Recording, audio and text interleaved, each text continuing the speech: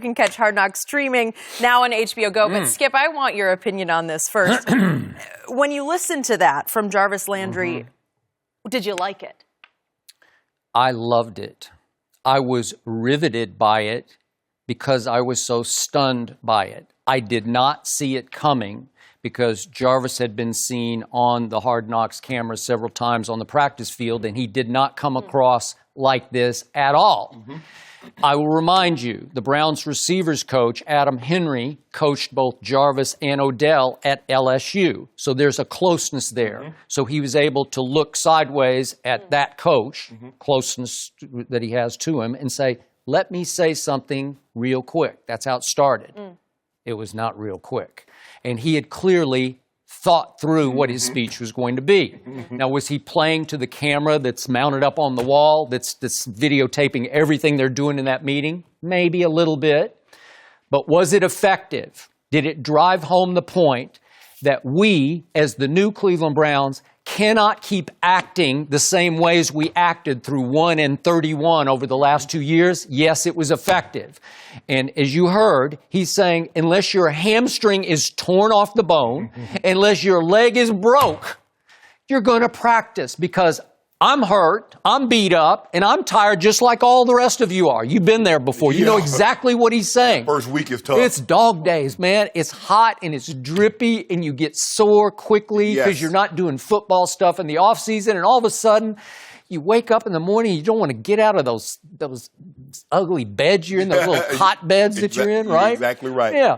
And so he's saying, I'm going to practice. And there are a bunch of you, I don't know exactly who he's calling out, but he's looking around the room because he is preaching to this room. You're going to practice, you're going to practice, you're going to practice. And in the end, he's saying that you-know-what is weakness. That you-know-what is contagious because it is contagious. And he concludes that all that weak you-know-what don't live here no more. Well, that's the way you have to attack a loser's culture. That's how you have to change it with speeches. Profanity-laced tirades like that is the best thing, the best way to attack that group that will be contagious to other groups on the team. So does he have some cachet? Again, let's frame this. Was he Shannon Sharpe leaving the Denver locker room and going into the Baltimore locker room? He was not, because Shannon Sharpe came with big credentials and cachet. And obviously you're joining a team that already has Ray Lewis and Ed Reed. Rod was there. Rod was there. Yeah, that's right. Okay. So, but again, you became a leader of that team because you had cachet. Jarvis Landry, just for the record, has played in one playoff game. It was that cold weather game when they went up to Pittsburgh with Matt Moore at quarterback. But he did catch, I think, 11 balls for 102, so he had a pretty good game. And last year, he did lead the league in catches. Now, he was 17th in receiving yards because he doesn't get a whole lot, because he's not a burner. No. Remember, he ran 4.77 at the combine. 4.77, which is why he didn't go in the first round, right? He's a slot receiver. He's a slot receiver. He's good. Skip. He's going to move the chains. And he's got Odell-esque hands. Yes. He can one-hand it and do circus catches. Yes. So he does have the cachet that he led the league last year, that he had almost as many catches as the Browns receivers last year had as a group. He had more touchdown catches, 2 more than they had as a whole receiving corps in Cleveland. And he just signed 5 years, $75 million. So he's got some respect in that locker room. Right. So I love the way he attacked the group, but I just didn't see it coming from him. And it was the highlight of what I thought was a very intriguing opening show. And it leads me to my conclusion, this is going to be the most improved team in the league. They need Josh Gordon back. There were some hints early that he's going to be back maybe before the opener, sooner than later. So if they have him back and Baker Mayfield looks like he's about to take over the whole football team and be the starting quarterback, I still like them to be the shock of the year in the NFL. Skip, I agree with everything you just said. I loved it. It shows that he's passionate, and this is what leaders do.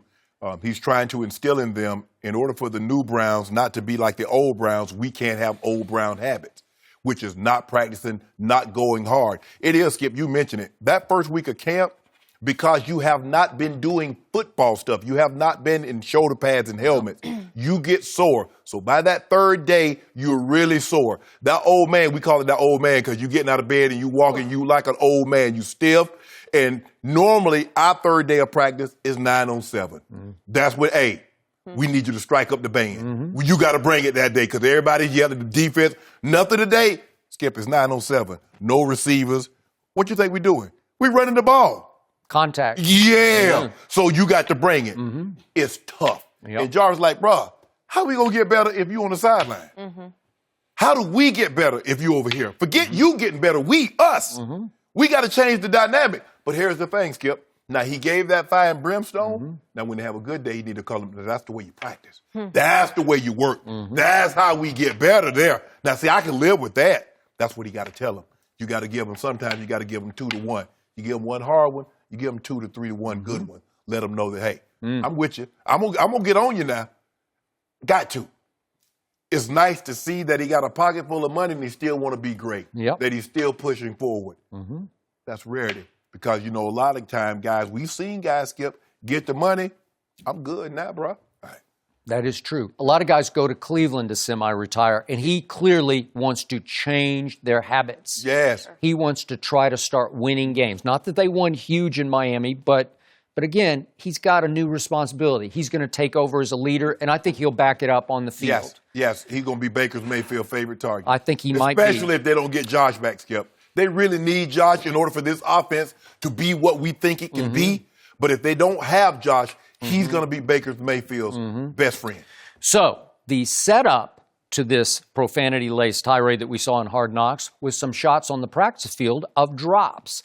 And 2 of those drops came from one Corey Coleman. And we heard Todd Haley, the new offensive coordinator, say, come on, Corey, that's a big play. Get in there and have some desire. And then we heard Hugh Jackson, the head coach, sort of muttering to himself on the side, way too soft, way too, soft.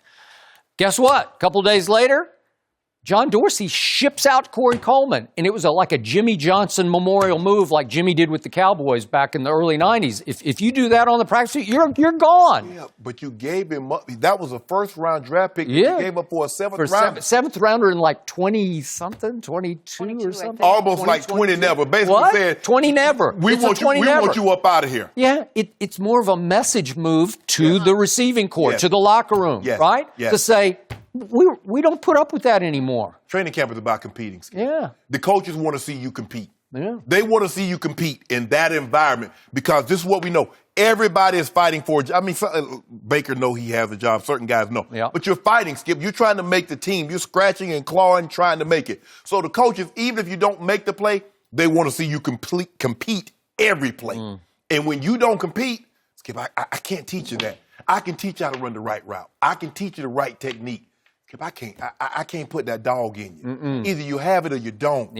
And it'll show up out there early on who wants to compete because everybody's sore. Who's going to push through it? Who's going to make that extra effort? So when I saw it, I was like, okay. I knew earlier. I mean, once they shipped a first-round pick for a 7th rounder, I'm like, bro, he was dogging it. He had to be dogging it in practice. Wow. This would not have happened last year or the year before. No.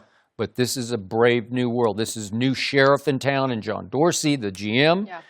And this is a whole new approach. Greg Williams is the defensive coordinator, and I know he was involved in the Bounty Gate scandal in New Orleans, but everywhere he's been, he brings the dog out of you. Yes. He will rip it out of you, right? Because he was taken over last night. Yeah. He is talking about profanity laced. But that's Greg. That's Greg. And you know what? This is the kind of guy, I'm watching it saying, man, I want to play for that guy. Yeah. And when you're trying to change the culture, Skip, sometimes you have to do things. Now, you wouldn't normally necessarily cut a first-round draft pick going into his 2nd year. But you got to send a message that what was accepted last year and in years past will not be accepted now. I told you, Skip, my grandfather told me and my brother, he said, boys, y'all ain't got to do nothing. You just can't do it here. Well, Corey Coleman, you ain't got to work hard. You ain't got to hustle. You just can't do it here. I think your grandfather added another word or 2 in there. Yeah. Not for TV. Not for TV. It was a lot more. It was a lot more Jarvis. He should have been on Hard Knocks. Your grandfather. Well, yeah. He would have taken it over. It was a lot more Jarvis Landry. I know. I love that from Landry. My other favorite part was the quarterback RV. Yeah. Did you guys enjoy that part? I mean, it was light, but I don't know. I just love picturing hanging out in the RV. The part about training camp, Skip, was the building. When you you tap on the table or whatever you do, you knock on it, and you have the rookies get up there and, normally at lunch or dinner, they get up and sing. No fight songs. I don't want to hear nothing about that. You better sing something top 40, top something. Baker Mayfield sang. Did okay. West Virginia. Take Me Home, West Virginia. And the thing is, Skip, it's not so much, we know you're not Whitney Houston. We know you're not Luther Vandross, but we want to see you. We want to see you get up there and stick your chest out. Don't come up there and give us no half-hearted. He He did okay. Yeah. He did okay. Okay, so he should be done. But with those guys that come up there and give us this half-hearted effort, don't worry about it. Boo him off the stage. No, Not you're do well going with to do it that. every day until you get it right.